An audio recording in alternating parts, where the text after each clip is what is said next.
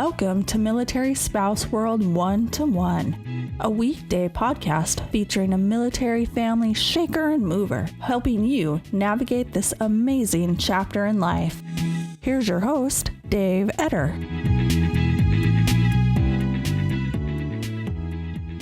On today's episode of Spouse World 1-to-1, we meet Lauren Hope. She is a military spouse who has created a home-based business and has been recognized as an entrepreneur of note for profit. She's going to tell us how she did it and what it is she does. Also, a little bit about the MilSpo Project. Good morning, Lauren. How are you? I am fabulous. How are you doing today? I am having a grand time. I love Germany. I love the States, and I want to come back to the States, but being stuck in Germany is not a bad thing.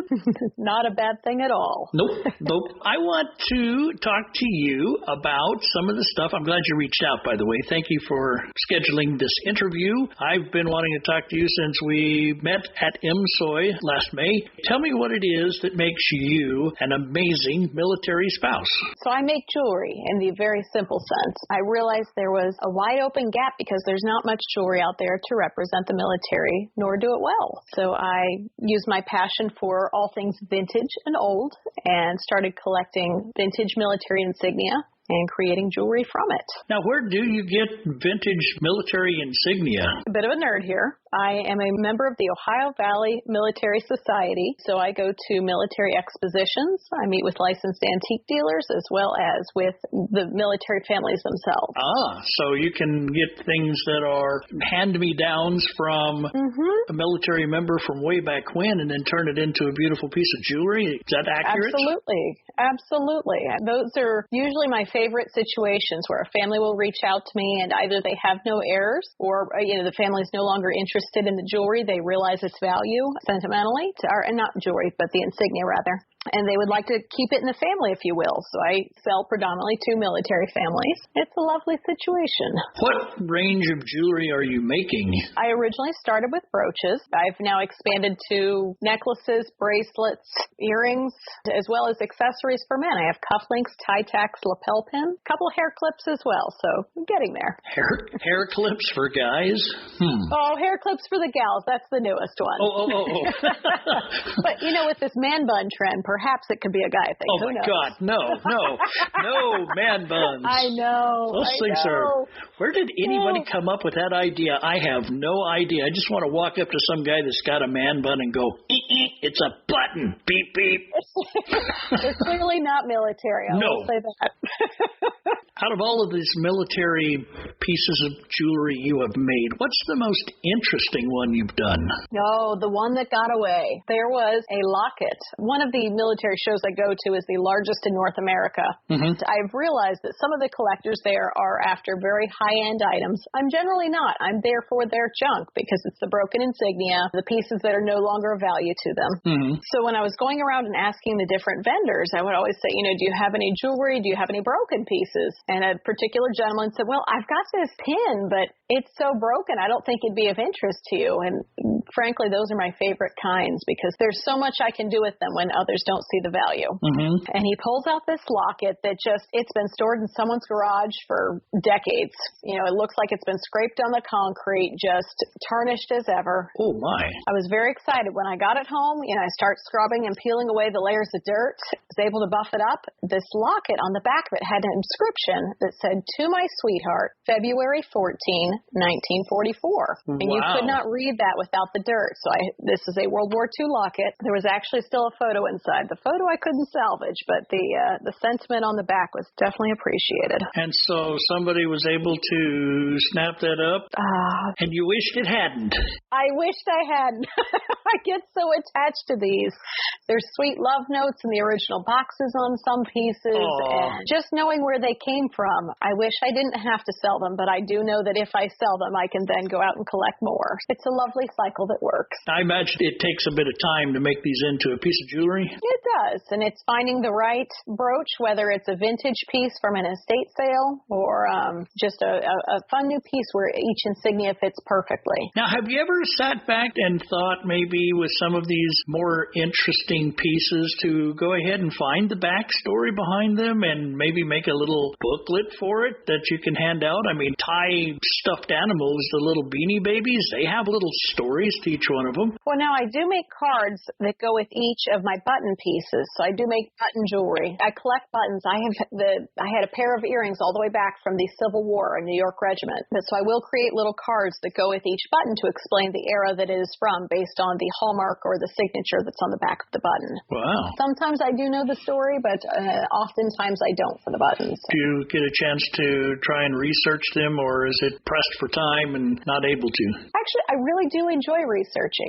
My love of history actually came from my husband. We're currently stationed at the United States Military Academy. He teaches military history here. Nice. He and his comrades get together and they talk history, and I learn through osmosis, so it's a lovely environment to be around. That's why I was able to meet you at MSOI, because you're the current 2017 Armed Forces Insurance U.S. Military Academy Spouse of the Year. Yes, sir, and it was a lovely experience. Congratulations on that, by the way. Oh, thank you. Thank you very much. Do you like to do the foreign stuff, like maybe the German military or Austrian military? Would that stuff be of interest to you? Of interest, absolutely. Some of my favorite things have been I've had people internationally reach out to me where they have American insignia from the war. In particular, I'm thinking of Australia and England. They want to send the pieces home. Oh, nice. So I've collected a couple of insignia that way, and I just thought that was just too cool. These pieces have traveled the world and still made their way back. Well, that's cool. I will say the idea of Hope Design has grown in baby steps,